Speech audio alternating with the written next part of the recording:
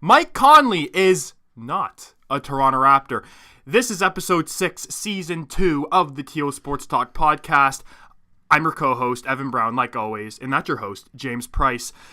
The trade deadline is today, and we have reports. We had reports of the Raptors offering up Kyle Lowry and Jonas Valanciunas for Mike Conley and Marc Gasol of the Grizzlies. The trade was declined by the Grizzlies? It really didn't go anywhere. No. I mean, I don't know if the Raptors offered it or if it was like the Memphis wanted to see what they can get from the Toronto Raptors, because obviously we have some really good-looking young pieces in OG and Siakam and guys like that. So with throwing in Lowry's contract, they wanted to see where it would go. Obviously, the Raptors were like, no, we'll give you those two, but that's it. And they're like, yeah, no, thanks. Have a good night. Like, yeah. It didn't really go anywhere. And I wouldn't be opposed to... If it was just Lowry for Mike Conley, I wouldn't be opposed. Both same contracts. I know Mike Conley's contract is a bit of a burden, but so is Lowry's. 1 year younger than Lowry. Doesn't put up the assist totals like you were mentioning. Points wise, a bit better, right? Rebounds, obviously Lowry is better.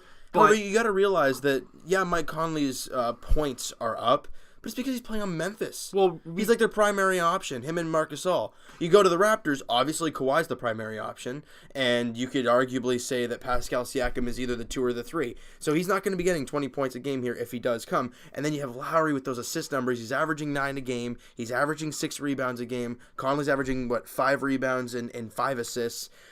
But I think that as a career, Mike Conley's has always been like that, even when the Grizzlies were good. Exactly, right. But so then why are you saying about how much better do you get trading Lowry for Mike Conley? Oh, I'm not saying you get better, but I'm saying I wouldn't be opposed. I think the Raptors would win that deal if it was 1-for-1, but it won't be. It won't be. No. I mean, why would they do that? They're trying to trade these guys for young, promising stars. They're in a rebuild. Why would they trade an old guy for an older guy? It makes no sense to them. At all. An older guy for an old guy, you mean? Well, no. An old guy in Mike Conley for an older guy in Kyle Lowry. Yeah. Why would they do that? For nothing, right? And in the proposed trade, obviously, like you said, was Gasol added in with Mike Conley and Jonas Valanciunas on the Raptors side. Now, is Marc Gasol better than JV right now? Yes. However, Gasol's 35 years old. Yeah. JV's what, 27, maybe? 26? It wouldn't make any sense for them to do that. And... yeah, I know you're frustrated with Wi-Fi. Yeah, your Wi-Fi sucks. No, we got a new modem, so you're going to have to go to your settings and... Nice to know now. Great to know live on the pod. I'm just going to turn my Wi-Fi off and use data then. Yeah, that's fine. But we don't know if it was declined by Memphis or the Raptors, but it was put out there. And the trade deadline is today. I don't know when the deadline actually is. 3 o'clock. 3 o'clock. So it's like hockey then. It's currently like 1 o'clock right now, so we got 2 more hours to see if the Raptors do anything. I think they will, but it's going to be a depth move. It's not going to be a blockbuster. Right. Now, speaking of blockbuster, I understand the Raptors, I don't expect them to make a crazy move here. I expect maybe for them to make one trade. I don't expect them to make much of a move. The only move I really do seeing them make is one of the buyout candidates when that happens, like a Wesley Matthews or a Wayne Ellington, guys like that who are going to get bought out by their teams that they're on now. I think the Raptors should definitely look into those two guys. I don't think both. I don't think you can. You still need a if you're going to do that, you got to make another roster move, and I don't know how they're going to do that. But I think a guy like Wayne Ellington, I think a guy, because he's a guy who can shoot the 3, and this Raptor team does not have that right now. They don't have a guy who can consistently shoot the 3, and Wesley Matthews is going to give you 3-point shooting. He's going to give you half-decent defense. Yep. So I think if they would go after anybody, it would be a guy like Wesley Matthews. I think he's a guy who's been there, done that. Been through the grind. I think didn't he go to the finals with the Mavericks back in the day? I believe so. He's on the Knicks now, which we'll talk about that trade a bit later. Well, he'll be getting. He will be getting waived, obviously. Yeah, and it makes no sense for him. And it's a guy that can throw up 14, 15 points a game. A bit older. Is not really a sharp shooter, but can shoot it. You're not going to spend anything on him. No, exactly. So why not? I don't see the Raptors making any crazy moves before the deadline. We've been hearing rumbles all over the place. Obviously, the Anthony Davis talk a while ago. The Raptors have backed out of that 100%. Good. Because they were asking for Pascal, OG, JV, DeLon, and 2 firsts. Ridiculous. But for a player of his caliber, I don't blame the Pelicans for saying that. Now, the Raptors did make a trade to the Sixers. It's minor, but maybe this is something to come. So to the Sixers, we got Malachi Richardson, a second rounder, and draft rights to Amir. I don't even know. I don't even know who the guy is. So don't even worry and then about to the Raptors, we get cash consideration. So the reason that's doing is because you open up the roster spot. I know, and the cash in the cap room, right? That we need, right? And then, like you just mentioned about Wesley Matthews, I always get him and Wesley Johnson mixed up. Yeah. Wesley Matthews could be an option. And even thrown in maybe a second for somebody else. Like, we don't know. We just gave up a second, but I mean, I don't expect the Raptors to do anything big, but they haven't done anything yet. I think if I'm not mistaken, that pick, that Malachi Richardson trade. Let me try and find it here. It's a 2022. Right, so that's like 3 years down the road. It's a second rounder. It doesn't really mean anything right now. So anybody freaking out because we gave up a draft pick, just calm down. Why did we have to give up a draft pick? I honestly don't know, but is Malachi Richardson that bad? I mean, he's not great. Well, we traded the GOAT Bruno Koloko. We got cash. We got cash, exactly. So just going around the league here because... Do you want to start off with the big deal? The big deal that happened right before February 1st? I got it all right here, so I'm just going to quickly scan it. Do you want to go with the one that happened on January 31st? There's nothing really happened before that. The Melo trade is the last one on here, January 22nd. But on January the 31st, the Mavericks acquired Kristaps Porzingis, Tim Hardaway Jr., Courtney Lee, and Trey Burke. Massive, massive deal. And then the Knicks get DeAndre Jordan, Dennis Smith Jr., obviously Wesley Matthews, who they're going to be waiving, and 2 first-round picks. Now, who do you think got the better end of the deal? I mean, I don't know. Well, I got to say something about this. So, as my second team, I got to pick the Knicks, and they obviously wanted Dennis Smith Jr. in this deal. They could have passed up on Nikitin in the 2016 draft to draft Dennis Smith Jr. if they were really high on him. So you pretty much could have got Dennis Smith Jr. for free if you would pass on Nikitin. Well, so there you go. DeAndre Jordan isn't going to stay with the team. No. He's going to... I don't know what his contract is. I don't know, but they're probably going to end up trading him to a contending team, or they're going to buy him out or something. Wesley Matthews, they just bought out. 2 first-rounders, they're probably the Mavericks first. I mean, they're going to be good in a couple years, so they're going to be high 20s. And the 2023 pick is protected top 10. So I don't even... Look, and you put it right there. The Dallas Mavericks are a team that you're seeing right now as a young team getting better, obviously with Luka Doncic, and they're getting better. And Kristaps Porzingis. And you bring in Kristaps, and you have... Tim Hardaway Jr. ain't bad. No, he's not bad. His shooting percentage is a bit low, but, I mean... Every player the Knicks got back won't help them. Dennis Smith Jr. is a question mark. DeAndre Jordan is going to stay with the team. Wesley Matthews is gone, right? I've always been a Kristaps Porzingis fan, and I don't even know who the general manager is, but the New York Knicks have been an atrocity for so long. Ever since Phil Jackson left, and quite honestly, I didn't even think Phil Jackson would do something of this magnitude, exactly. Trading a guy who, yes, he's injury prone in Kristaps Porzingis, but you see his potential. The Knicks are on a rebuild. Well, they have been on a rebuild, and this is the guy you build around. You cannot build around any of these guys the Knicks got back. Exactly. And I mean, you look at the draft pick this past year, Kevin Knox. I mean, he hasn't been anything too special, so it's not like you can build around him. But however, you know, the Kristaps Porzingis reminds me a little, and this is a really weird analogy, but I'm going to use it anyways. He reminds me of Luke Shen and James Van Riemsdyk for the Leafs. JVR couldn't stay healthy with the Flyers, so they moved him to the Leafs for basically nothing, right, in Luke Shen. And then he comes to the Leafs, JVR, and stays healthy the entire time. Now, will that happen with Kristaps? Well, only time will tell when it comes to that with his time with the Mavs. But you get him with Luka Doncic? I know. I mean, that's scary. I'm speechless this deal even went and like you said, the Mavs are going to be a very good team in the next few years. Those 2 draft picks, they're not even this year. They're not even next year. 2021 and 2023. 4 years down the road. The Mavericks could be even a championship contending team by then. There are 2, okay, but they do have 2 first-rounders, right? So even if they're in the high 20s, there's still 2 first-round picks. But agreed.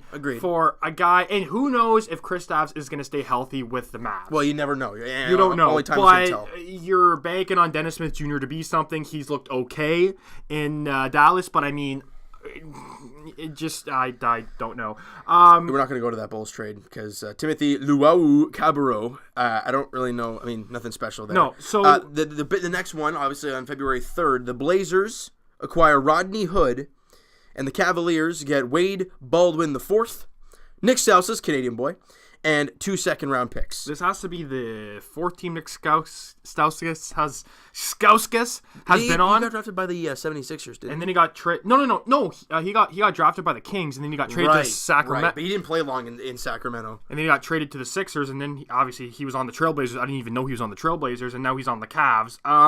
Good move for the Cavs. They got 2 second-rounders for a guy that is not going to be part of the rebuild. 10 points a game. He's not doing anything special. And then the Trailblazers are obviously going for it. So hey, there we go. Reggie Bullock for Stanislav. What else we got here? The big deal to the 76ers. Now this one kind of scares me as a Raptor fan. The 76ers acquire Tobias Harris and the big freak himself, Boban Marjanovic. 7'3". Is he 7'3" or I thought he was like 7'6" or something? And Mike Scott from The Office. No. And the Clippers acquire Wilson Chandler. Probably not going to be anything for them. It's just a throw-in. Mike Muscala, Landry Shamet, and 2 first-round picks and 2 second-round picks. Because Tobias Harris is a good... he's a start. He's averaging 20 a game. I mean, he's a damn good player. Marjanovic is just a freak of nature. But for 2 first? Yeah, Tobias Harris is damn good, man. He's averaging 20 a game. I mean, that in itself. And we've seen on the Wizards that Mike Scott is a pain in the rear end. Against the Raptors. Against the Raptors. I got to give the win to the 76ers. And for sure. I'm scared, like you said, as a Raptor fan, because, I mean... we did see them crush the 76ers. Well, I shouldn't say crush the 76ers, but beat them. So, I mean, hey, I guess they need the help. February 6th, Thon Maker to the Pistons for Stanley Johnson. 2 high first-round picks that didn't really... I think they both needed to change the scenery. More Stanley Johnson than Thon... Is it Maker or Makar? Thon Maker. No, you know what? He kind of demanded the trade out of Milwaukee. Did he? He hadn't been getting the playing time, and he's like, I want to go somewhere where I can play. He was a top 10 pick, like Stanley Johnson. Yeah, he was a guy that I thought the Raptors might pick up instead of Jakob Poeltl at the time. Yeah. Obviously, that didn't happen, and Thon Maker, it didn't work out in Milwaukee. So. And obviously, Stanley Johnson didn't work out for the Pistons. It's really nothing trade there. There's obviously the Malachi Richardson deal. Tyler Johnson and Wayne Ellington to the Miami Heat from the Phoenix Suns. To the Suns goes Tyler Johnson, and Wayne Ellington. To the Heat goes Ryan Anderson. That's a guy who... It's a really interesting trade, though. I mean, you look at the Phoenix Suns, and obviously they're in that type of rebuild mode. Tyler Johnson's not a younger guy. He's not an old guy, but he's not a young guy. And Wayne Ellington, like we said, he's probably going to be waived by the Suns. Is this the Ryan Anderson that was on the Rockets? I think he was, and on the Pelicans a little bit too. So that had... Well, I guess that'd be the Hornets back when he was on there. Yeah. It would have to be because of cap, I would think. But that's a guy where, I mean, if he is bought up by the Heat, he was a sharpshooter back in the day. I don't know if he still is. Are you talking about? No, I'm talking about Wayne Ellington's going to be bought out. No, I'm talking about Ryan. He's not going to be bought out. Are you sure? Yeah. Wayne Ellington's the one that we were talking about. Him and Stanley Johnson, Wesley Matthews. So the buyout period's already done. No, it's not yet. Okay, so then I'm thinking that I don't think Ryan Anderson. The Miami Heat's in a playoff spot. Why would they let a guy go if he's actually half decent? We don't know if he's really half decent or not. But I look at a guy like Ryan Anderson, and if he is bought out, that's a sharpshooting type of player, right? And I think the Raptors could use someone like that. He's only averaging 3 points a game. What's his shooting percentage? 20%. Well, he's really dropped off hard, I guess, from the Rockets, but maybe not. And then we got, I would say a blockbuster. To the Bulls, we got Otto Porter Jr., and then to the Wizards, we have Jabari Parker, Bobby Portis, and a second rounder. I love this trade for the Bulls. The Wizards, I'm not too sure because they're taking another gamble. Here's another team and taking another gamble on Jabari Parker. And they're trying to make it to the playoffs. Am I right? So I mean, yeah, I guess so. I mean, but Otto Porter ain't terrible. Exactly. Otto Porter's established, so why would you trade an established player for 2 maybes in a second? In 2023, I love this trade for the Bulls. I think Otto Porter's going to do wonders with... He's not a bad player either. He's averaging, 16 a game? Something along those lines. And the fact you only got a second-round pick out of that is kind of rough if you're the Wizards. Exactly. And obviously another. Well, actually, this is another. Oh, look at that, Nick Stauskas. He's fifth team of his career. So the Rockets acquire Iman Shumpert, Nick Stauskas, Wade Baldwin, and a second-round pick, which is Milwaukee's. So it's Milwaukee's second-round pick in 2021. The Cavaliers acquire Brandon Knight, Maurice Chris, a first-round pick, which is Houston's, and a second-round pick, Isn't that the guy that was drafted by the Suns? Maybe it's Marquise Chris. Maybe not Maurice. That's not the same guy, is he? By the Suns, yeah, it is. Really? Yeah. When was he traded to the Rockets? Go to him quickly. Yeah, he was a top 5 pick. No, he was traded last year. They acquired. When was that trade? I know there was they're trading the offseason that the Rockets acquired Marquise Chris and somebody else too from. This has to be the same guy. The Suns. It is. It is the same guy. Wow, he really dropped off. I thought he was gonna be. He got traded to the Rockets or from the Rockets? He got traded from the Rockets, so he might be from Cleveland. You mean? Yeah, Cavs. Okay, well, obviously they're not even dead last. Look at that. New York is 10-43. My God. There's Brandon Knight. There he is, Marquise Chris. Wow. Yeah, 21-year-old. I mean, when was he drafted? He was drafted 8th overall by the Kings in 2016. Wow. Just drafted that didn't turn out like Brandon Knight, so maybe they can rejuvenate their careers. Not really. I mean, they're going to get the time to play in Cleveland. They're going to get the time, right? Obviously, with Shumpert now gone, and then and obviously with Rodney Hood gone, and guys like that, you see guys like Brandon Knight and Marquise Chris getting time. And there's a third team involved in that trade. The Sacramento Kings acquired Alec Burks and a second-round pick from Houston. I didn't see that. So there you go. Yeah. Oh, okay. Another big deal. Trade. Yeah. The Sacramento Kings acquire Harrison Barnes from the Dallas Mavericks in favor of Zach Randolph and Justin Jackson. Justin Jackson, obviously, draft pick of a couple of years ago. Another surprise. Harrison Barnes is doing okay. He has a low shooting percentage, but he's not doing that bad on Dallas. But I mean, Zach Randolph, they're probably going to buy him out or maybe keep him for maybe some depth. I don't know. But Justin Jackson is he's not a bad young player. He's a good-looking young player, and obviously the Mavericks are trying to surround themselves with a lot of young guys. So you want that. Now, one here, it's the Pelicans, Markieff Morris from the Wizards, and a second-round pick to the Pelicans to get Wesley Johnson.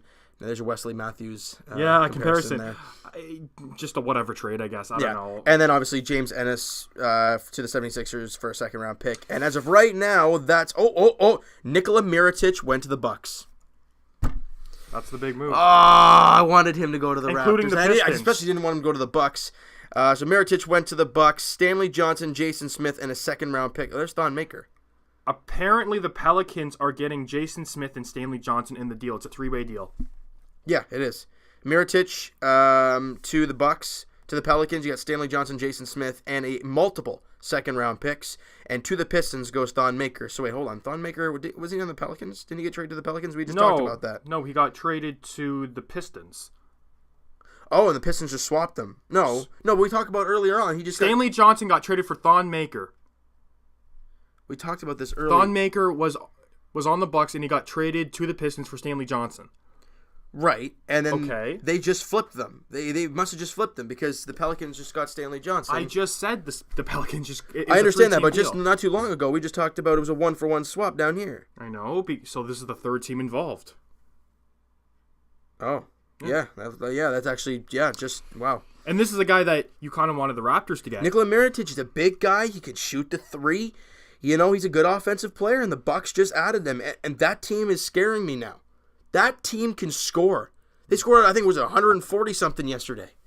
They're first in the East. What are they? What's their record? They're 40-13.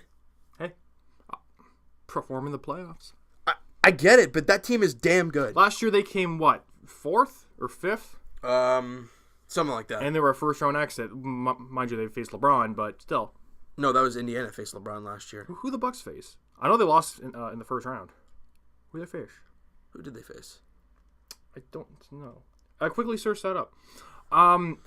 So as of 1:16 p.m., Anthony Davis is still a Pelican, but he's not playing. Davis to the Lakers talk stall, not expected to continue before trade deadline. Do you want to get into that juicy topic, if you will? The Lakers offered up, who was it? Kuzma, Ball, 2 firsts, Beasley, and someone else. Ingram, I think. Mm-hmm. For Anthony Davis. If I was the Pelicans, man, I would take crazy. that. I'd take that right away. You're mortgaging your whole future. You're going to have no guys on the bench left. Who do they face? Well, I'm still trying to get it up here. It's not loading. Whatever. It's not really a big deal. Well, I thought that you were on your data. I am. Can't blame that on me. Blame that on the Bell Well, if servers. the Wi-Fi was fine, I would be using it, but I Well, can't. if your data was fine, you'd be already loaded up. Good try. Good try to save your Wi-Fi. Okay, well, it's not going to work. But so what's your take on that? Because that would be a pretty massive deal for the Pelicans. The Pelicans should have done it. Okay, so Milwaukee played Boston. Oh. And it was a 7-game series, and obviously Milwaukee was third and Boston was fourth.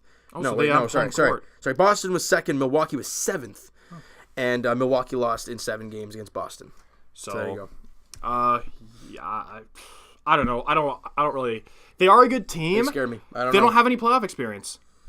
They are first in the. They've won 4. They're 40-13. They're kicking everyone's rear end in, no matter what they get. Look, until they prove it in the postseason.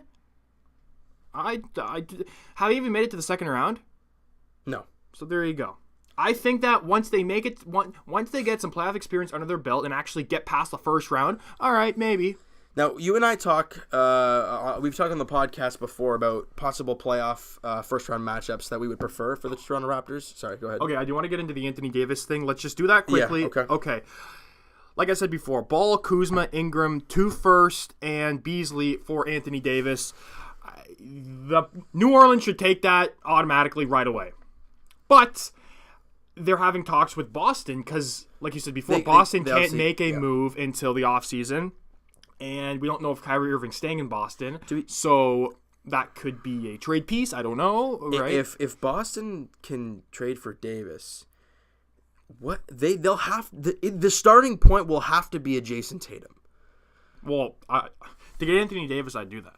But Tatum. That's a starting point. That's not the main trade. I know. You'll have to give up some first-round picks. You'll have to give up a guy like Jaylen Brown probably as well. And those 2 players are damn good for that team. I know Anthony Davis is Anthony Davis. I know. I think right now the Achilles heel for Boston is not having a star big man. Al Horford, he's okay, but he's not that star. He's not even an all-star. But who's going to replace Jason Tatum if you make the trade? You run into that problem. Well, of course, but you're going to have to give something up to get something good. Agreed. But are they willing to go over and above for one guy? I understand he's a difference maker. Anthony Davis is amazing. But are they willing to trade away two or three big names? Look, the Lakers are stupid. Clearly it's not working with LeBron there, so they're like, well, might as well trade for Anthony Davis now. They're terrible. The Lakers are terrible. They got nothing going on. Out by the Jazz. And did you see? I'm assuming you've seen the picture of the Lakers bench, and it's all the players sitting together, and there's 2 seats. Then LeBron James is on the end, alone. Tell you something? There's obviously some issues there. Of course there is. And by the way, Lakers. I know you listen to Skip and Shannon Sharp talking on Undisputed. And they actually had LeVar Ball on there. And we all thought he was done talking. He's clearly not. He had things to say that, my son's better than LeBron James. I'm sorry. He said that even before LeBron came to the Lakers. Right, but now we're seeing it. We're seeing that his son's better than... Not even close. No, I know. Not even the same stratosphere. He's not even an all-star. He's just doing this just to get traction for himself. It's like how he said that he can beat MJ one-on-one. No, clearly, we all knew that can't happen. Well, we all know this can't happen either. Exactly. So it's just pointless. But this is what LeVar Ball wants people to do, like yourself, to make a big deal out of it. Everyone knows he's talking out of his ass. Everyone knows it. Just don't react to it, and he won't get any anything going for him. You know, the spotlight wants to be on him. That's why he's saying all these things. Clearly, all his talk is getting his son and that team nowhere. No, it's not. Nowhere. And he shouldn't be talking because in the 2 years, he's been average at best. Ball. Lonzo. Yeah. He hasn't been anything special. This year, he's still averaging under 10 a game. Last year, he at least had the assist numbers up at 8 or whatever it was. And that looked half decent in a rookie season. Other than Kuzma and LeBron, obviously, who do they have? Ingram's not playing well this year. He's averaging 17 a game, actually. He's not shooting well from 3, but shooting 48% from the field. He's having a pretty damn good season. I think he gets a little bit more hate than he's deserved from Laker fans. I do agree. Right? But, I mean, really, they don't have a good bench. I mean, I don't know. Other than Kuzma and LeBron James, consistently, no. I don't really know what they got. Look, Kuzma, he's actually not even having a great year. I mean, points-wise, he's shooting good, but he's only shooting 46%. He's only shooting 30% from three. You know, I mean... I think right now why the Pelicans aren't been really bad lately. I think right now why the Pelicans aren't doing that deal with LA is because Anthony Davis got fined, I think, $50,000 for tampering, it's called? Yeah, something like that, yeah. From LeBron James, talking about the, going to the Lakers or whatnot. So New Orleans is fed up with the Lakers trying to, get them to do this deal. So they're just calling it off. I think Anthony Davis will still be a Pelican in about an hour and a half. I do. I believe so. I don't think they're gonna make a deal done by then. We haven't heard the crazy traction about a deal being done, and this is not a deal you're gonna throw together in 5 minutes. No, it's not. And personally, I could see him going to the East, either Boston or Milwaukee. Yeah, and if Milwaukee gets them, I'm scared. I already am, but that scares me even more. It doesn't scare me. Milwaukee doesn't scare me. Win a playoff series, Milwaukee. You got a Buck as your mascot. Well, they're first place. They're going to face the Miami Heat. Well, who knows? It's either Miami, Charlotte, or Brooklyn. Or Detroit. I can't see Detroit getting into a playoff spot. But okay. I mean... They're going to beat those teams in a 7-game series. Well, come on. Definitely most drama that we've had in an NBA trade deadline in quite some time. Yeah. And so like I talked about earlier, the possible matchup the Raptors are going to have in the first round. And you and I talked about the three teams, obviously, that are in the playoffs right now, the Brooklyn Nets, the Charlotte Hornets, and the Miami Heat, right? And we talked about who we'd rather face. You don't want to see Miami because they're a grindy team. They're a team that always fights, and clearly they give the Raptors a tough time all the time. Mm-hmm. Brooklyn, they're playing some damn good basketball. 2 games over 500. They're 29-27. No one expected this. Yeah. And then the Charlotte Hornets, who other than Kemba Walker, are really nothing. So right now the matchup is Toronto and Charlotte. As of right now.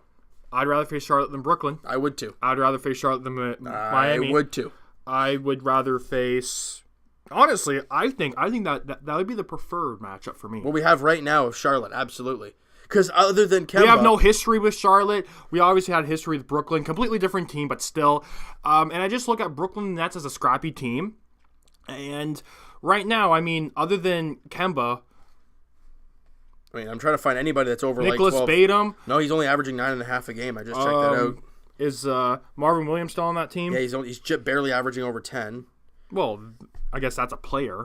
I guess. Bismack, how's he doing actually over there? He has nothing special. It's for his defense, right? But Monk, how's he doing? He's averaging 10 a game. He's not shooting the ball well. They're not. I don't even know why they're in the playoffs. Kemba.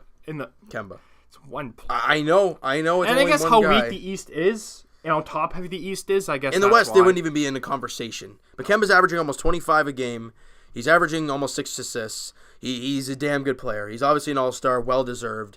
This is, like we said, this is the preferred matchup. This is the preferred matchup. Now, keep your phone on the NBA trade tracker, just in case we're going to switch over to the Leafs. But this is trade deadline, so if a trade happens, that's... really, we'll bring it to you affecting live. Us. We'll bring it to you live, and we're going to talk Leafs. And Austin Matthews got signed to a 5-year deal at $11.6 million per. What's your take on it? Because when I first saw it, I was like, it doesn't... I'm not happy with it, but I'm not disappointed with it. Like, what do you mean? We all know the cap's going up. So... that begs the question, why wouldn't he... Obviously, Matthews would have want to hire AAV if it was like an 8-year deal, right? Well, he would have want over Connor McDavid It would have been about 13-something if it was... 12.5 to 13, let's just say. Well, no, that's what they said. It would have been 13-something if you went to 8 years. But you have him locked up for those extra 3 years, and the cap's going up. That's like when Crosby and Ovechkin signed their massive deals to, like a 12-year deal or something like that? Yeah. They're looking like sweetheart deals now because the cap's gone up since they've signed those, right? When Austin Matthews is 27, we're going to have to deal with this again. Obviously, Kyle Dubas gave him a 5-year deal because he wanted a lower AAV in 11.6. I would have, again, I I would have liked just an 8-year deal, give him $13 million, because you know the cap's going up. Next year it's going up. So every single year, it's going to look like a steal of a contract. And you have him for 8 years. Now, so you say that, but then you run into the problems. What's Marner's deal going to look like? Do you want to give him an 8-year deal? Well, everyone's saying $10 million, but if you give him an 8-year deal, it's probably going to be like more 11, 12, and that's great and all, but where does Kapanen fit in? Where does Janssen fit in? I know Jake Gardner, but where does he fit in? Regardless, you're going to have to get one of those guys. I understand that, but you top-heavy the contract, as they did with Matthews, as they did with William Nylander, and you bring down the AAV so you can get those guys under contract, and you go from there. Look, I understand why you're upset, but you got to think about the now. We're trying to think 5 years down the road how this is going to look. How about we live right now? The Leafs are second in the Atlantic Division. They have 69 points. They're what? So if you're talking about living in the now, then don't bring up Kapanen and Janssen. I got their contracts are up, but like you said before, we're second in the Atlantic. Let's just go for it right now. And that's why I'm not upset with a 5-year deal. What Leaf fans are at all? No.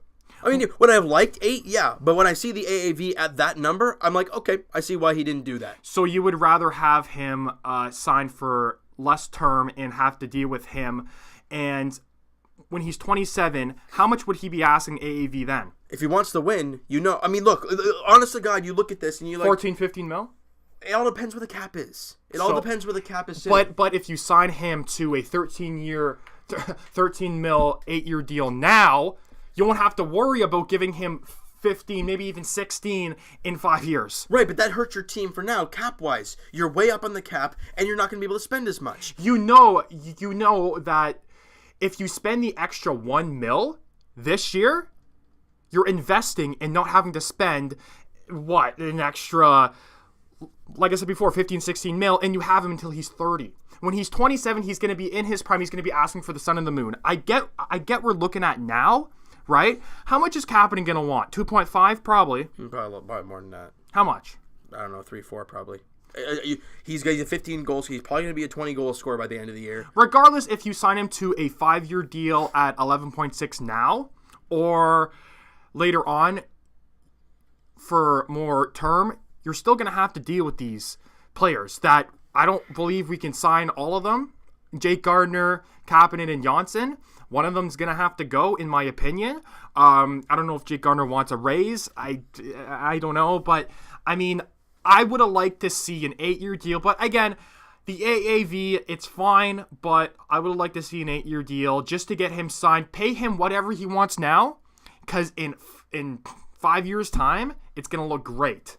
By the way, Nick Stauskas, 6th team. Oh, he got traded to the Indiana Pacers and Wade Baldwin for the 3rd time this trade deadline as well, and a 2nd-round pick to be determined what's going to the hopefully Rockets. You didn't get any Nick Stauskas Rockets jersey, a Cavs jersey. Maybe you did. You got it within the last 5 minutes, but I just want to give you guys a little bit of update there on the trade deadline. Look, Nick Stauskas trade tracker. Yeah, honestly, Canadian. So there you go. I can't look at this deal and be upset. I understand. Oh, no. I understand why. I'm not upset. But I would have liked... No, I just want to say, I'm not upset, but I just would have liked to see longer term. I'm not upset, though. Yeah, well, if you get the longer term, you're going to hurt yourself in the short run by giving him that extra $2 million or whatever the AAV at $8 million 8 years would have been. But I understand, 3 extra years of Austin Matthews. That's great. But what if that $2 million is hindering you signing somebody else down the road? You run into that problem of damn, if we only gave Austin the 5-year deal, we'd be able to sign this guy, and who knows, we could be a cup team. You want to be able to hold on to your core for as long as you want. Yes, I agree. But then you run into the case of, we got to have the rest of the team. You want to contend for a Stanley Cup. Okay, but you could say the same thing in 5 years. Oh, well, we can't sign this guy because Austin Matthews wants an extra 3 or 4 years. If the Leafs win a cup within the next 5 years, which I'm assuming they might, then I don't think it really matters. No, it doesn't matter. Right, you're in win-now mode. You are in win-now mode. You acquired Jake Muzzin. You gave up your first-round pick. You're in win-now. Mm-hmm. So giving Austin Matthews a 5-year deal to save some money and to be able to maybe sign these guys in the offseason or sign Marner to a half-decent deal and then Kapanen, Janssen, and who knows, maybe even Jake Gardner which I doubt, but hey, you never know. No, I need Then you look back at this Matthews signing and be like, man, we really saved some money. And then obviously, like we've talked about before, Ron Hainsey's contract's going to be off the books. Marleau after next season's going to be off the books. So there's money coming off that you can put towards something else. But having Matthews around the Tavares money and having Nylander way below at 6.9, I'm okay with it for right now. Yeah. We're here for 5 years. We're here to live in the 5 year now. Look, the part that scares me, but I mean, we can't really worry about it now. Nylander and Matthews' contract will be done at the exact same time. That scares me a little bit. I mean, but every team's going to have to go through this. And you mentioned about obviously signing the big three free agents that are coming up, Gardner, Johnson, and Kapanen. A player like Connor Brown looks like he's out. He's going to be expendable for sure because he's on. I think he's on the fourth line now. He looked good, not last game, but who do we Ducks face? Game? Yeah. Yeah, well, I mean, the whole team did. Yeah, but him, obviously, Zaitsev is a burden on this team contract-wise, but we've been saying this for years, and all Leaf fans have. Well, a year. But, I mean, I'm just glad that it didn't go into the offseason, and Mitch Marner's contract could look pretty ugly. Go on Bob McKenzie from TSN, his Twitter account. He did lines for the Leafs lines next year, like the team, saying who goes and who stays. So if you want, you can just quickly get that up. But, hey, I'm happy that he's going to be elite for the next 5 years. Again, I would have liked to see an 8-year deal, but I'm not mad. Kyle Dubas did his job.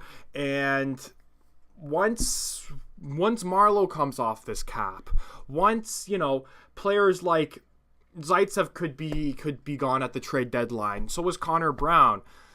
We're going to have a lot of cap room, but I know Marner's contract scares me and you. And every Leaf fan, because he could be making just as much as Austin Matthews. When did he post this? The whole lines thing. He either retweeted it or posted it. But you're on Bob McKenzie's Twitter account, right? A day ago. Just go to the media. Was it on there? Was it like a picture he posted? Well, yeah. Okay, it was. Yeah, you know what? Ecstatic that he signed, and no, he's not. It's definitely not on there. Okay, well,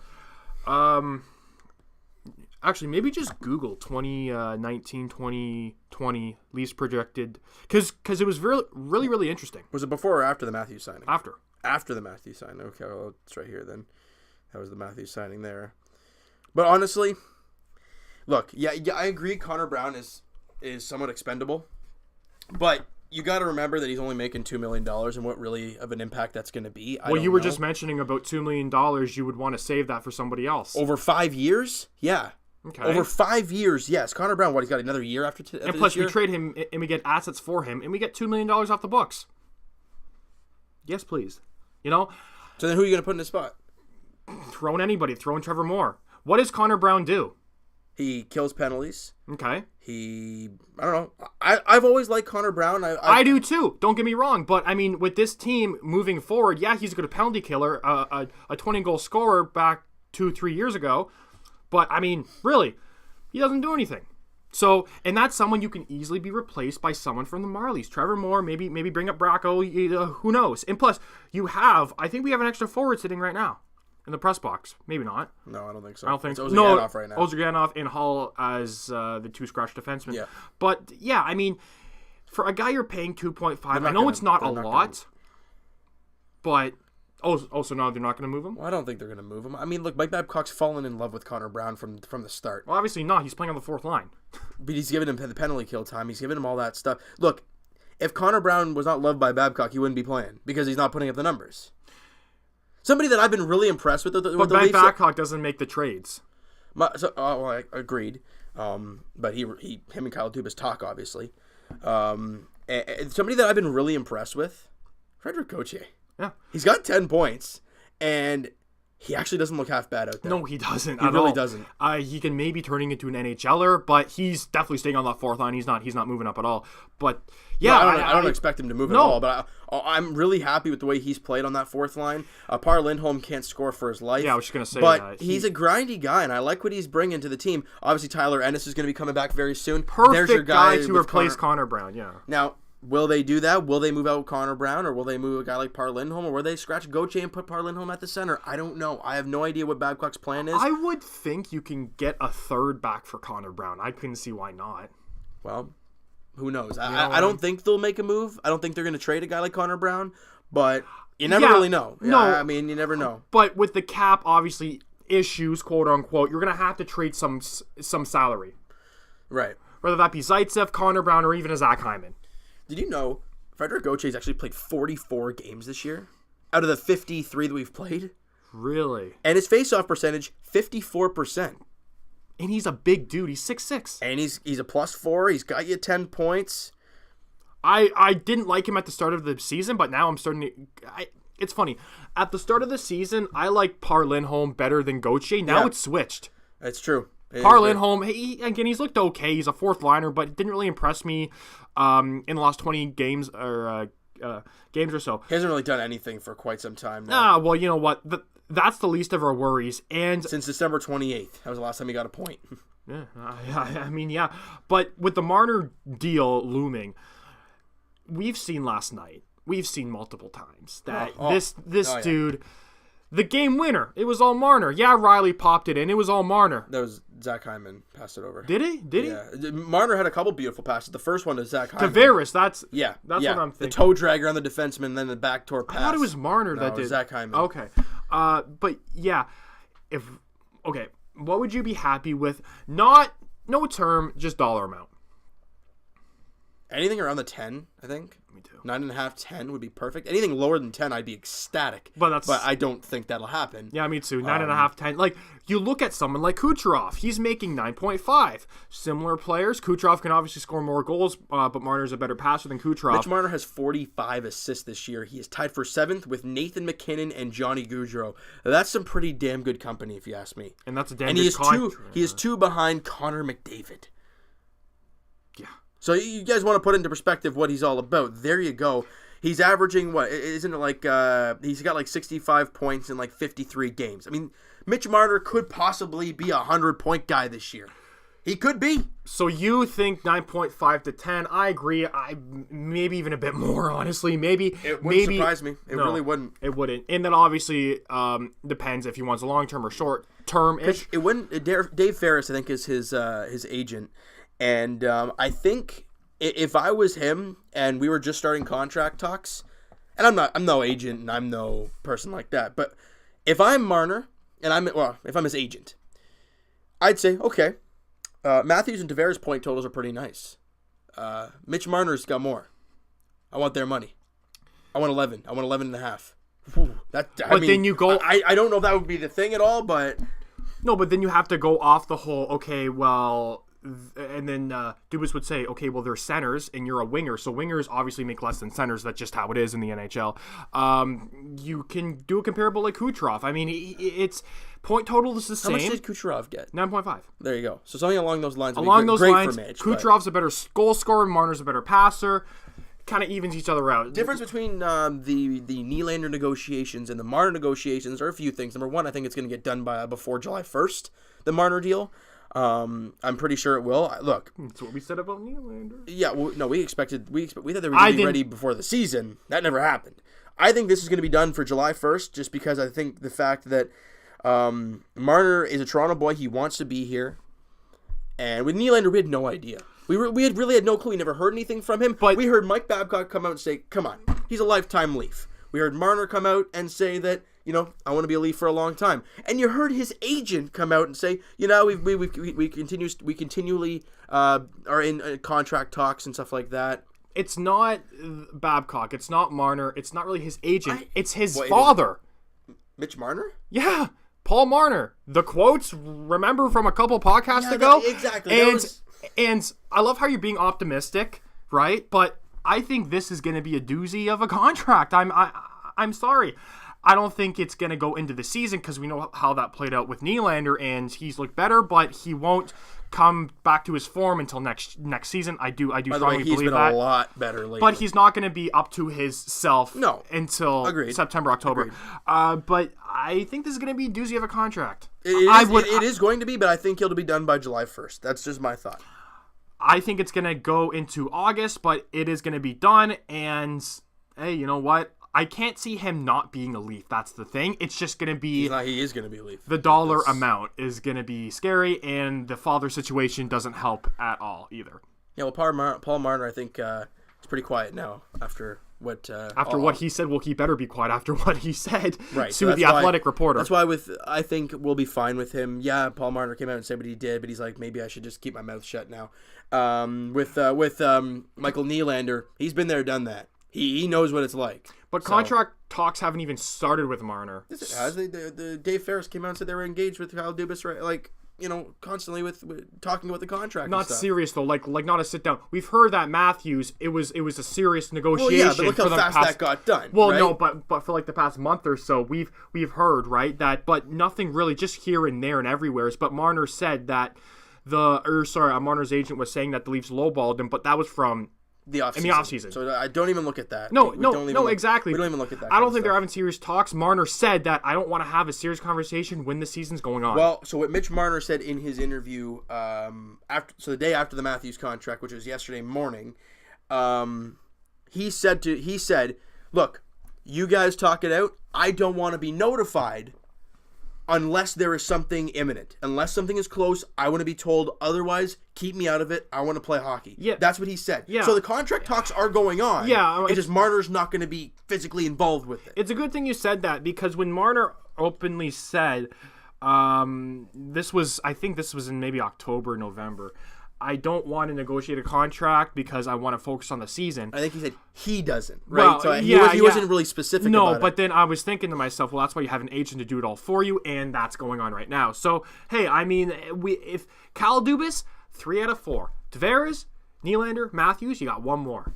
If you can keep Marner, which I do believe he can. He said it at the start of the year, we can and we will. And it's unfolding from our eyes right now, Yep. It's going off, but obviously the Leafs in their last 3 games will go off that. They looked horrible against Detroit. I don't even want to talk about that game. And found a way to get a point out of that. I mean, I don't know how they did. Surprisingly, yeah. It's the first game after the All-Star break, plus they had the extra days off as well. I kind of want to talk about a team here, the Anaheim Ducks.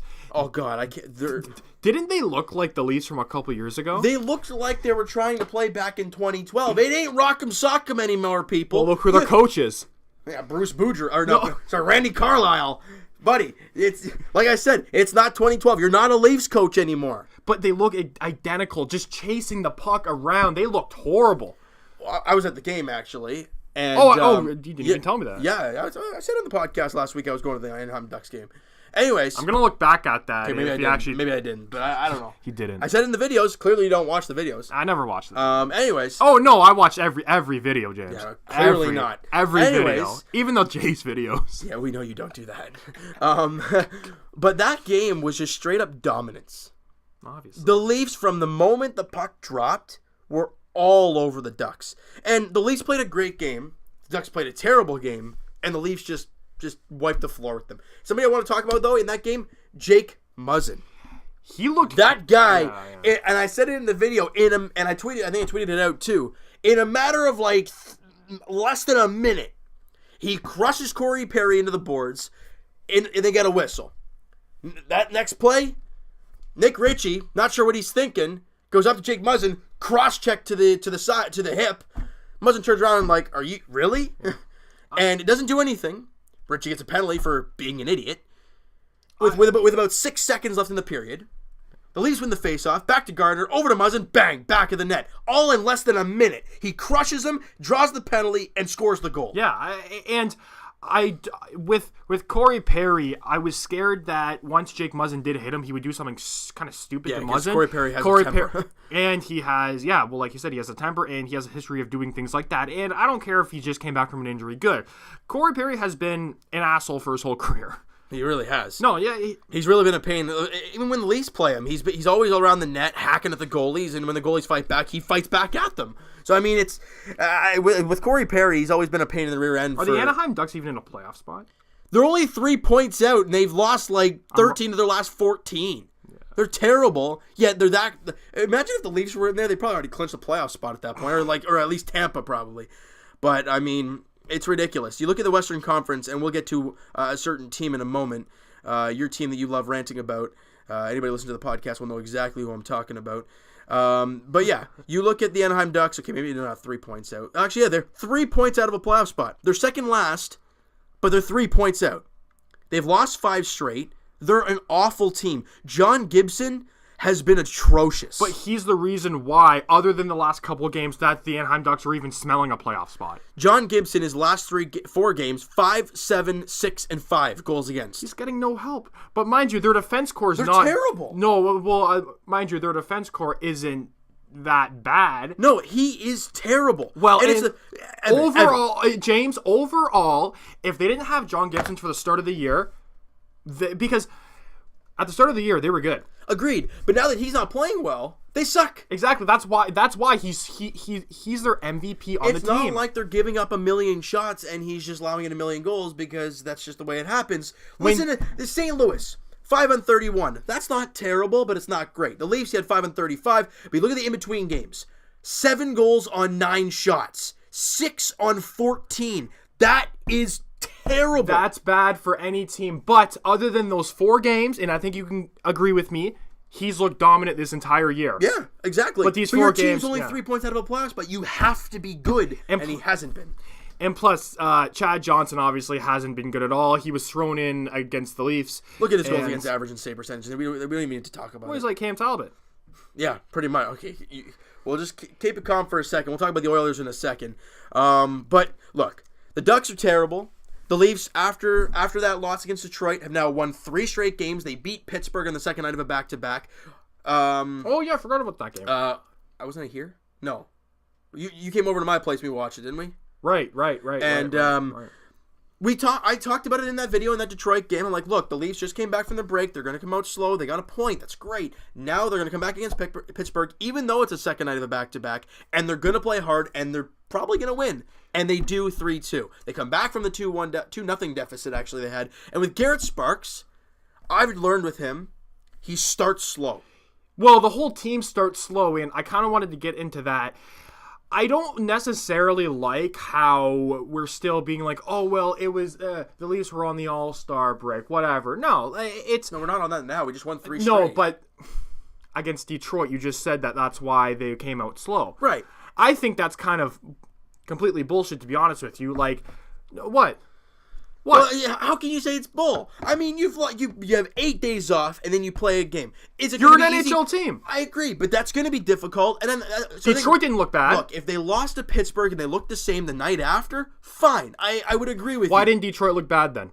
They didn't look great either. It was an overtime game. Okay. It's a crapshoot. They look better than the Leafs.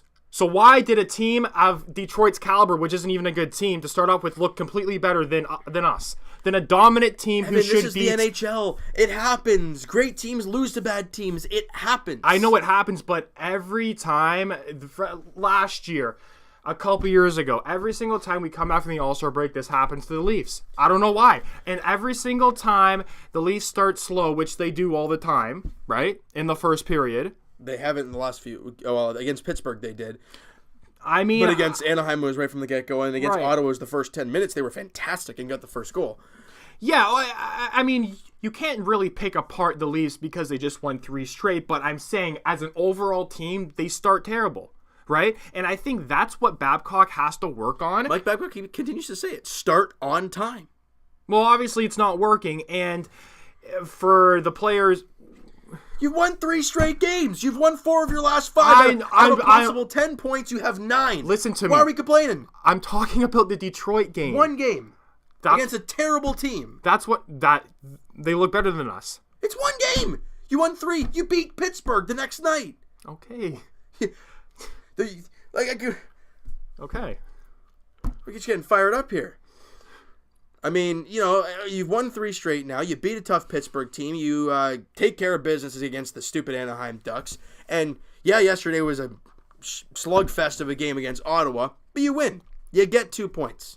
Yeah, and in the Ottawa Senators, I mean, those 2 goals by PRV. One was not bad, but the other one was kind of a fluke. And who was it? Was it Shabbat? No. Shabbat's goal, Freddie should have had. It was No, it was Duchesne's goal. That was the one that was weird. It was that in the PRV goal. Weird ones, but they went in, and like I said before, Zach Hyman made that play. He looked like Mitch Marner. Yeah, like there. I said in the video, he was my MVP in last night's game. He was fantastic. And Morgan Riley's a point-a-game defenseman. He's already surpassed his career high in points. And there's still like 30 games left. I still can't 29 believe games remaining. He's a point per game. And yesterday could not have gone any better for Leaf fans. I mean, I guess it could have gone a little bit better, but they win a game, and there's only two games going on, Rangers and Bruins. And the Bruins had a 2-1 lead. Sorry, a 3-1 lead going into the third period, and they blow it. It goes into a shootout. Boston loses in a shootout. Yeah. No, I mean, it's we can't be... What's going on there? No, but for the Leafs, you got to keep going, and we face the Montreal Canadiens, who... Huge game on Saturday night. I don't even know if we face them other than the home opener. I think it was just the one time. I know, one time. It's game. crazy. And you're at the Bell Center. Montreal's 3 points behind you. You have one game in hand. You'll win that game. Montreal actually plays tonight, but as of right now, facing? Winnipeg. Oh, okay. At home in Montreal. But let's just picture it as this is what it is. On Saturday, we have a game in hand, even though it will be 2.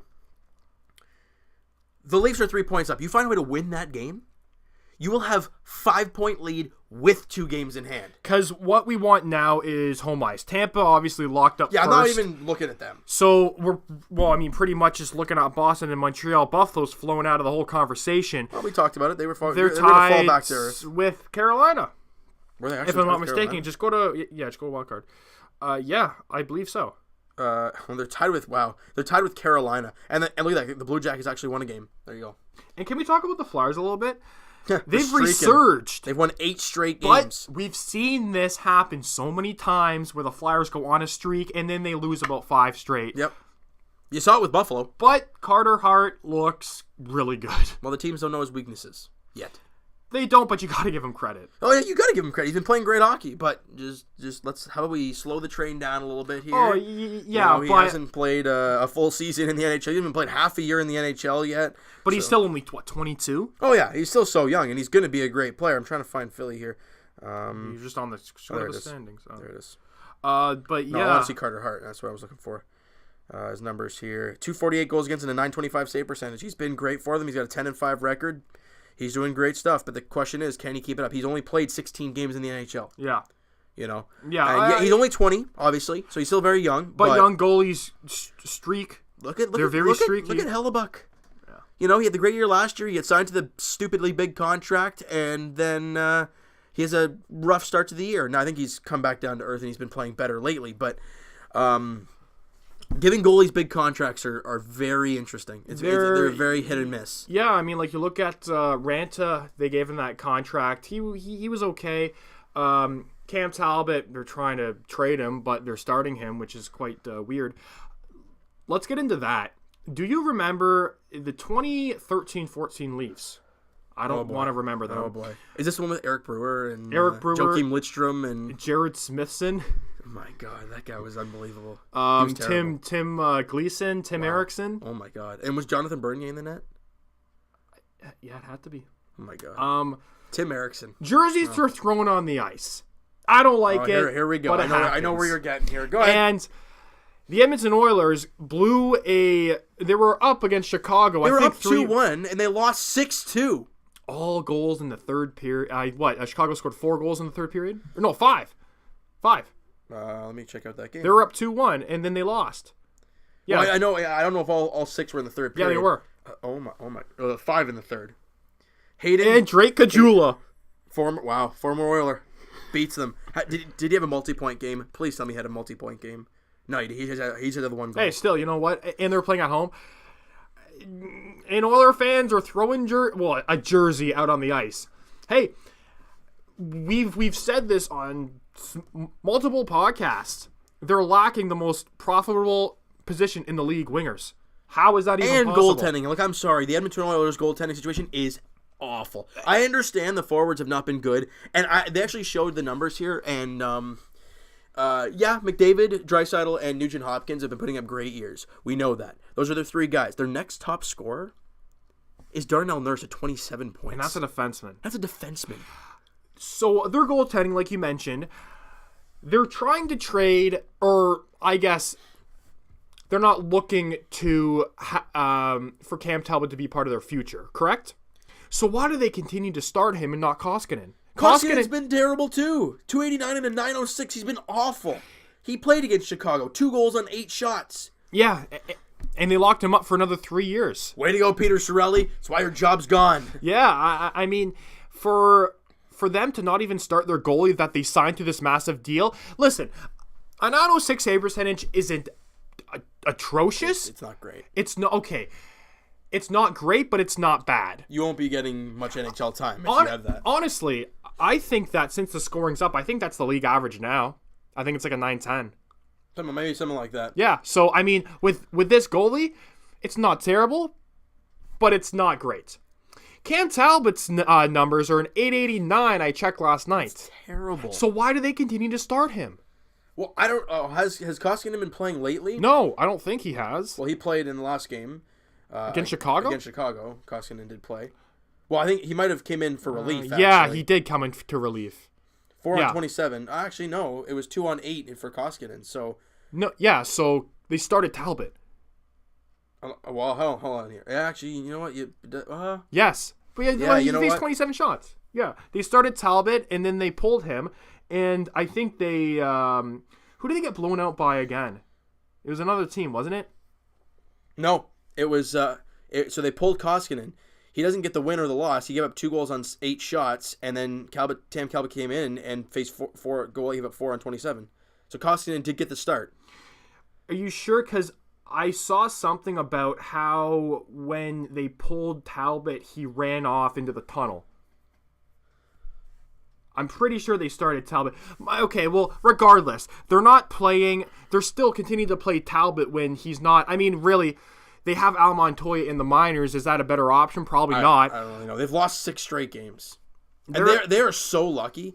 The Western Conference is as bad as it is right now. How? The Vancouver Canucks at 500 are in a playoff spot. Who they face? Who's their next game against? The Edmonton Oilers? Yes. I think it's Minnesota. I think it is. Yeah. They're competing with a playoff spot. And they just lost Mikko Koivu for the season. Yep. This is a game where the Oilers, well, I shouldn't say win, but could look somewhat. They're 6 points back of those guys. If you want to go for a playoff spot, hey, then that's the team you got to go after. But look at this. Look at the losing streaks in this Western Conference. Minnesota's lost 3 straight. Vancouver's lost 2 straight. St. Louis has won 3 in a row. Colorado's lost 4. Arizona's lost 4. Edmonton's lost 6. And Anaheim's lost 5. 5 in a row. Chicago's, are they back in the conversation? They're only 3 points out of a playoff spot. They continue to win. You never know. They can never stay out of the playoffs other than last year. It's crazy. It's actually ridiculous here. But you want to go to baseball now, and spring training is looming. February 21st is when things kick off here. We are, a couple weeks away from spring training begin. It is crazy that it feels like baseball season just finished, and we watched the World Series. And, okay, yeah, but like for the Jays, it's been quite a while. Yeah. You were mentioning about you wanted to talk about a player that was signed, or do you want to go, or do you want to talk about the Jays first? Well, I think we'll talk about the Jays first, so first things first, the Jays have been interested in Sergio Romo, a bullpen guy, older veteran guy. Again, probably going to be a guy you signed to a 1-year deal at not much money. Yeah. Get your young guys to learn from this guy who's been in the World Series, won it with the Giants, and learn from him. And I think that's what you want to do. I think a guy like Sergio Romo, he'd be great for the team to have. Mm-hmm. Somebody I'm really excited to watch this year is a guy like Ken Giles. Being brought over from the Houston Astros in the Roberto Osuna trade, there was a lot of question marks of what he would be, how long he'll be a Jay. He came over injured, did he not? No, he wasn't injured, but he came over because he hadn't played barely at all in Houston because of the whole issues. Yeah, exactly. Yeah. And since he came over to the Blue Jays, he had a rough few outings to start his Jays career, but since then, he ended the season really, really strong. Raptors are nearing a deal for Marc Gasol. Just popped up. There you go. Does that mean Jonas Valanciunas is going to be gone? Maybe. He was set to return tonight against the Hawks. Maybe. Wow. Live in the pod. Live on the pod, ladies and gentlemen. So we could end up seeing a swap. We don't know if it's for... How old's Marc Gasol? 35. He's that old? No, that's Pau Gasol. Marc Gasol's like 32, isn't he? No, he's not. No, he's not. No, he is not. 34. When's his birthday? Yes, January. It just happened. He's going to be 34 the rest of the season, people. What's his contract like? Marc Gasol is averaging 15 a game this year. He's having almost 9 rebounds. He's 34% from 3. That's our starting big man. So it has to be Valanciunas going back the other way. I can't see why not. Hey, if you think about it, the starting lineup would be... Yeah, but then you lose that 8. Oh, boy. So would you start Serge at the power forward or Siakam? You're starting him at the center. Would you put Ibaka on the bench and have him come off the bench as the center? Yep. We don't even know who's going back. We don't even know if it's nearing a deal. It's not complete, but that's just... Let's go back to the Blue Jays. And if this thing pops up... Off-season Blue Jays talk is more important than a Raptors deal that could involve... I mean, we don't know if it's 100% yet. We don't even know what could possibly be going back, but that's happening live in the podcast right now. I'm so... If it was a shorter pod... No. Because I told you to be over here, well, around what? Maybe 12:30-ish. Hey, you're welcome. You're welcome. If we would have started recording around, what, 12:45? We wouldn't have missed it. We would have missed the damn trade if it does go through eventually. It will go through, but we don't know who's involved. So anyways, Ken Giles for the Jays. I'm expecting a big year out of this guy. He had a great season with the Jays last year, coming over from Houston. He looked great in the bullpen. He was using all his pitches really, really well. And he's obviously going to be the closer right out of camp this year. But I think he's going to have a great season. And that could either lead to being traded as a guy with some controllability, I guess, and having a damn good season. But I don't know if the Jays want to try and do that. I don't know. We'll kind of play it out and see how they're doing this year. Here's the trade. It's official? Yep, it's official. Who tweeted that? Where's Woj? Give me Woj first. Okay, so... If Woj tweets it out, then I'm okay. Actually, I don't even know if I should say this, but the Raptors send Jonas Valanciunas, DeLon Wright, CJ Miles, and a 2024 second-round pick to Memphis for Marc Gasol. I don't know if that's official. It comes from @TR Sports Lounge. It's got no retweets or any likes, so I don't believe Well, it was 50 seconds ago. It would if... Okay, so multiple people are saying it. So the trade is... Hold on. The Raptors... Find Woj. You got to find Woj to make this thing legit. Woj is late. Just search him up. Search his Twitter. The deal has been finalized. There's multiple people tweeting it. What second round pick was it? Like a 24. 2024. It's 5 years down the road. So the Raptors traded Jonas Valanciunas, DeLon Wright, CJ Miles, and a 2024 second round pick for Marc Gasol. There you go.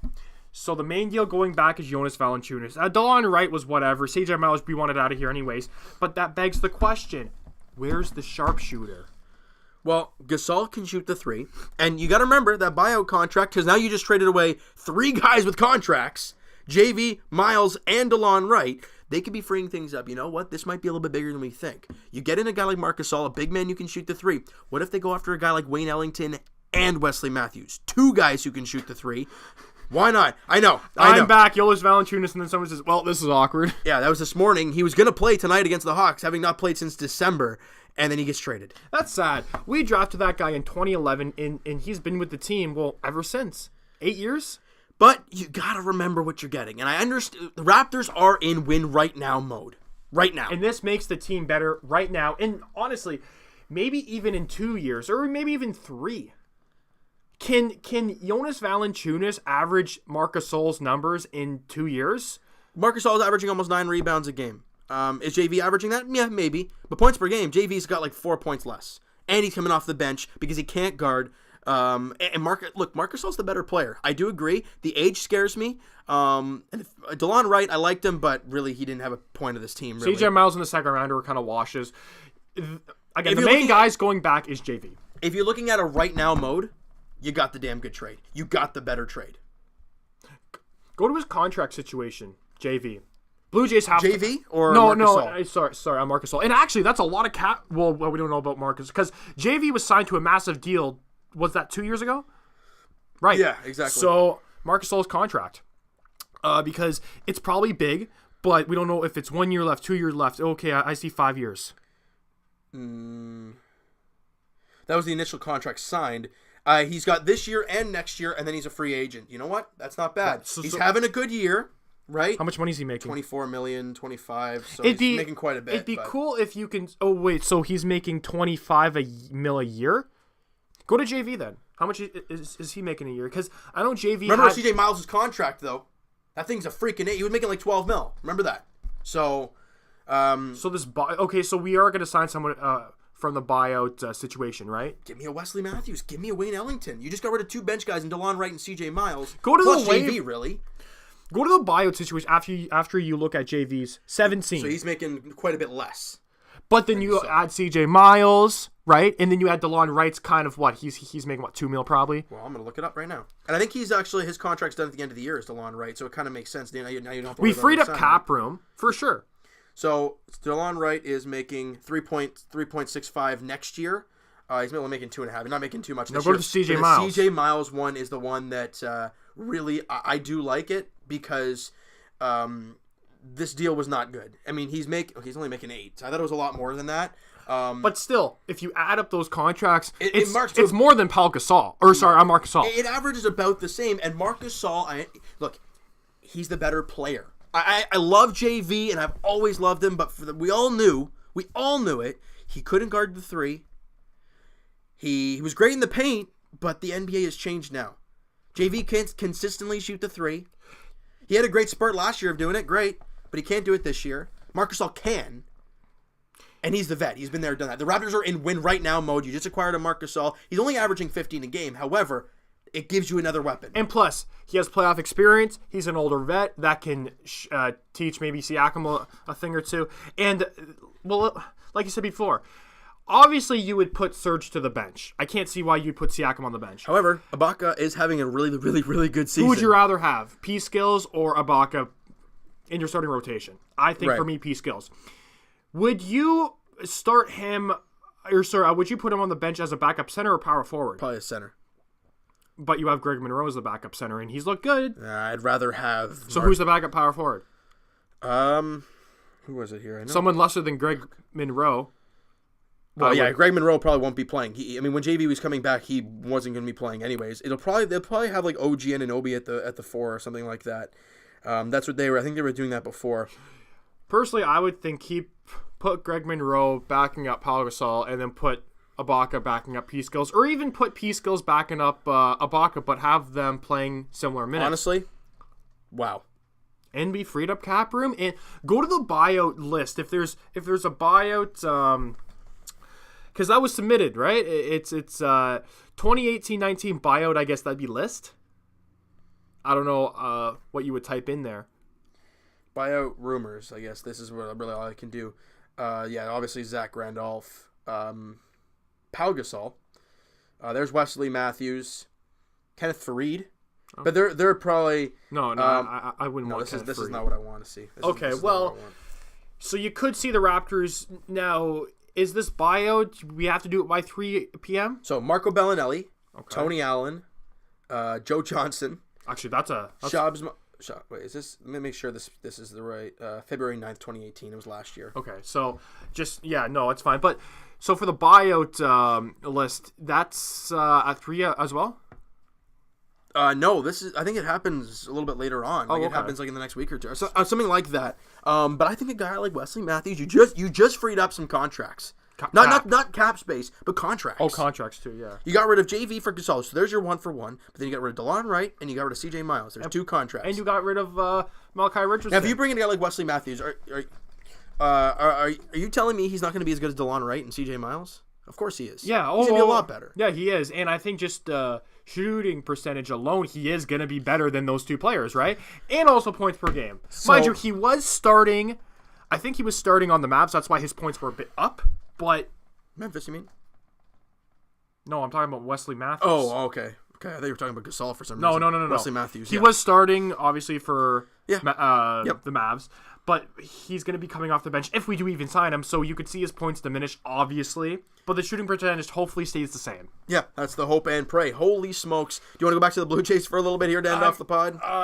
Yeah, I mean, we got a lot of questions, too, so, I mean, anything that sticks out... Curtis Granderson signed to a minor league deal by the Marlins, so he obviously won't be coming back. What jersey is that? Milwaukee Brewers.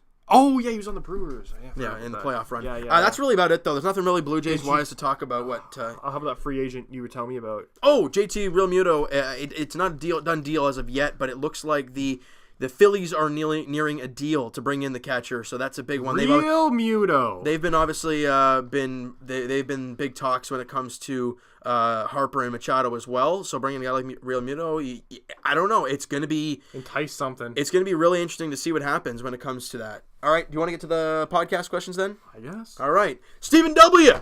What do you expect the Raptors will do before the end? Oh, well, we already talked about this. Davis to Toronto or Gasol or Conley to the Raptors? Well, I think we got Gasol, so Marc Gasol? Marc Gasol. There you go. Brooke, thoughts on the Super Bowl, LOL, and also everything Jays. Well, we already talked about the Jays a little bit. Super Bowl. Not a lot to talk about other than the spring training starting in the month and the few things we mentioned just not too long ago. Super Bowl.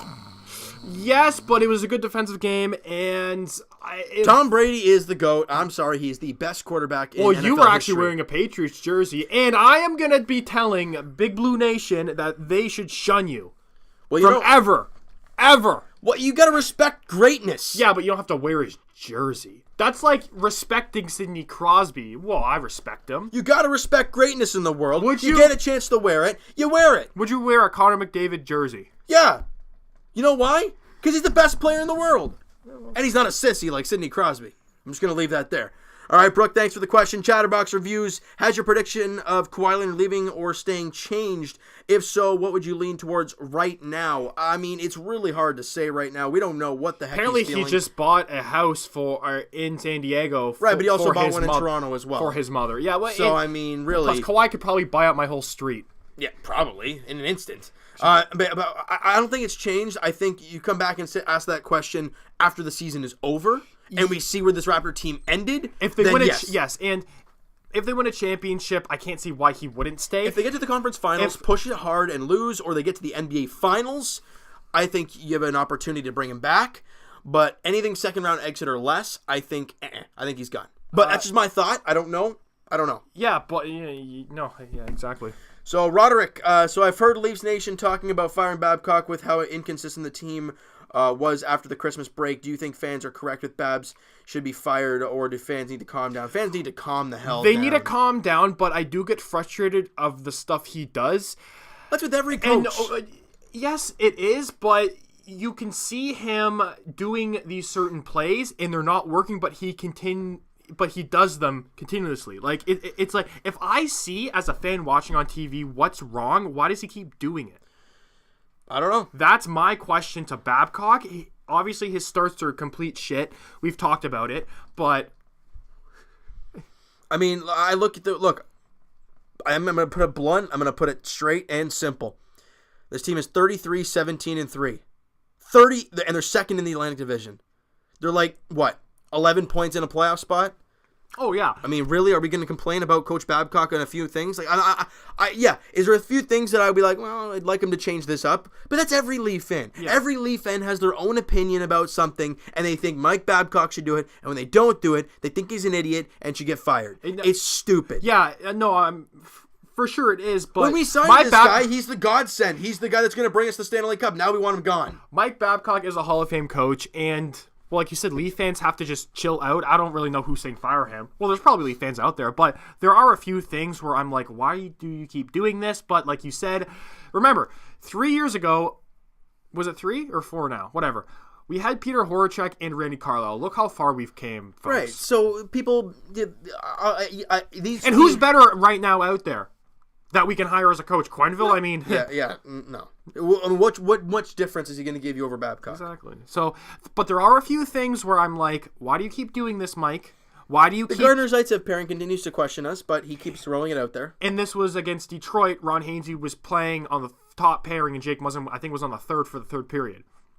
Maybe that's because Jake Muzzin is getting used to the Leaf system. I don't know. That and things weren't working, so you try to shake things up. Right, but I mean, I don't like how he just loves Ron Hainsey to the death of... Now, since that game, because you love harping on that one freaking game. I do. Well, I have every right to.